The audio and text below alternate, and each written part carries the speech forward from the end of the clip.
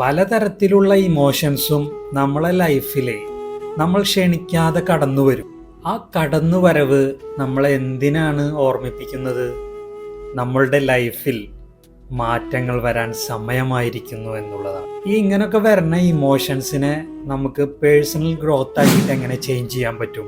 അതിനുള്ള ഏറ്റവും important solution എന്ന് പറഞ്ഞു കഴിഞ്ഞാൽ സെൽഫ് അവെയർനെസ് ഉണ്ടായിരിക്കുക എന്നുള്ളത് തന്നെയാണ്.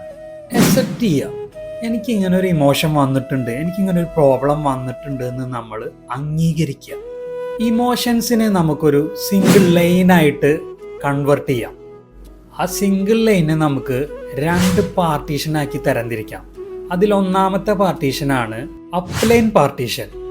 ഇവരുടെ പ്രത്യേകത എന്ന് വെച്ചാൽ അവർ പോസിറ്റീവായിരിക്കും.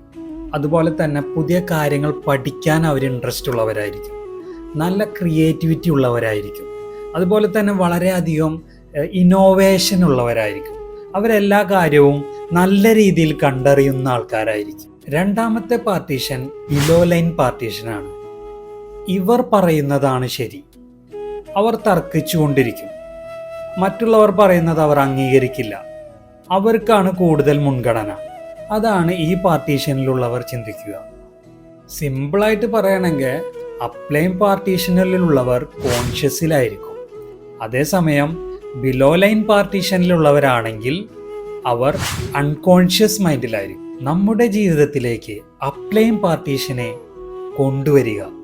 അപ്ലൈൻ പാർട്ടീഷനുള്ളിടത്തോളം കാലം നമ്മൾ ഇമോഷൻ കൺട്രോളിൽ തന്നെ ആയിരിക്കും.